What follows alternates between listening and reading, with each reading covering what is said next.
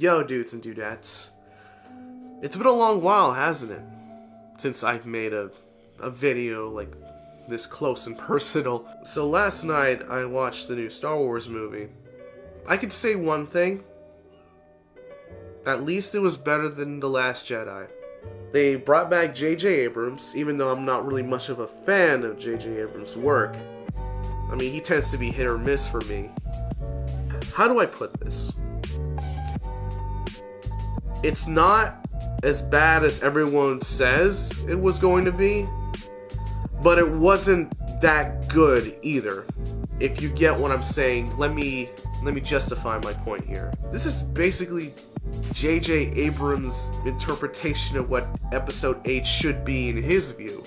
Although I'm satisfied that it's not as bad as the last one, something still didn't feel right. Let's say a dying relative passes you down an heirloom of some sort. Let's say a bike, a Schwinn.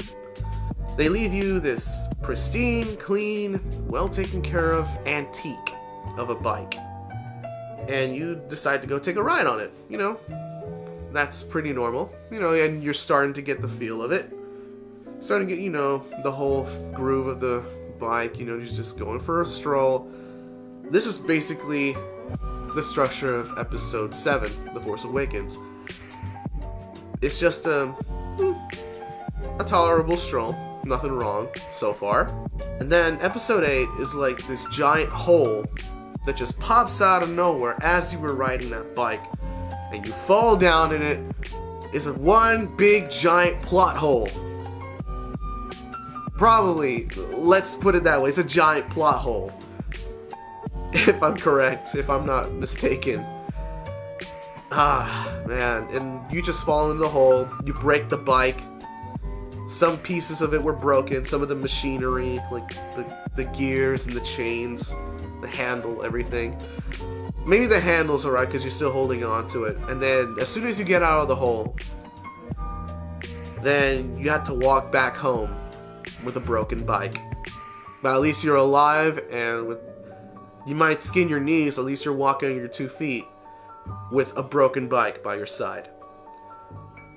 That's basically the structure of Episode 9. This movie has a lot of forced fan service into it. Kind of. It's just to fix the mistakes that Episode 8 had, which there were very, very many mistakes. And it pretty much kept a few very, very little tolerable things from 8. Like, there were some little moments that at least were tolerable.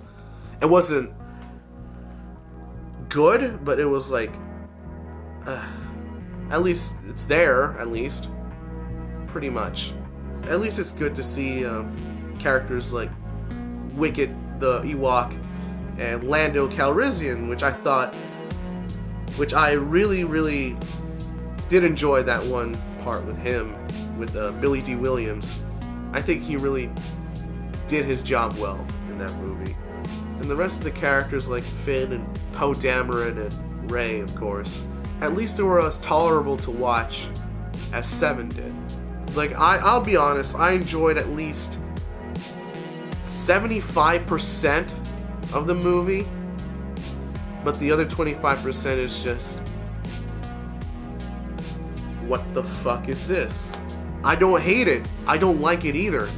That's the whole point. Like, I appreciate the attempt of what this movie was trying to do.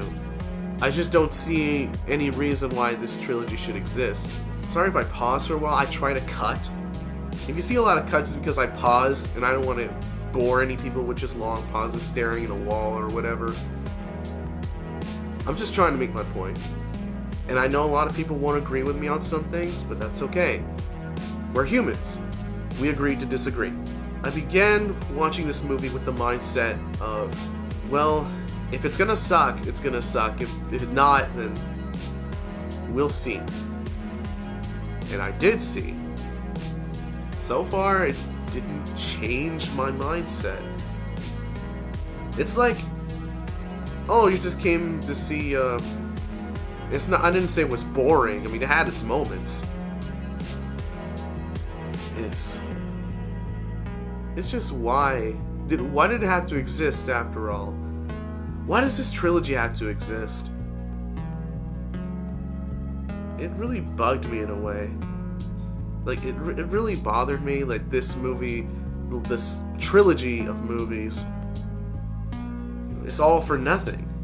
So what? I watched it. Oh well. It didn't really change my feelings about it. It's gone. It's over. Then tomorrow's a new day. Life goes on. If we agree on it, then if we agree to disagree, it's just there. It just exists for the sake of existing.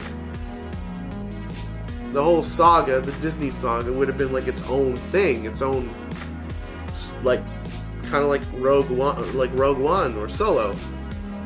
It could have been like its own movie. Those three could have been into one. In the first half of the movie, he tried to make his own interpretation of Episode 8, in a way. Which I appreciate the attempt. It's just that it wasn't enough to satisfy me and hopefully a lot of other fans who actually love this series like as much as I do. I just have no more words. I just don't have any words to say about it. I can't really praise it enough, but I can't really criticize it enough either. It's just there. If you watch the movie, good for you. If you don't watch the movie, still, that's your choice. I made mine, you made yours. If you like it, cool. If you don't like it, cool. We're all humans. And, well, that's all I have for today. So, thank you guys for watching this video. I will see you in the next one. And as always, game on, rock on, and party on, dudes and dudettes. Have a good one.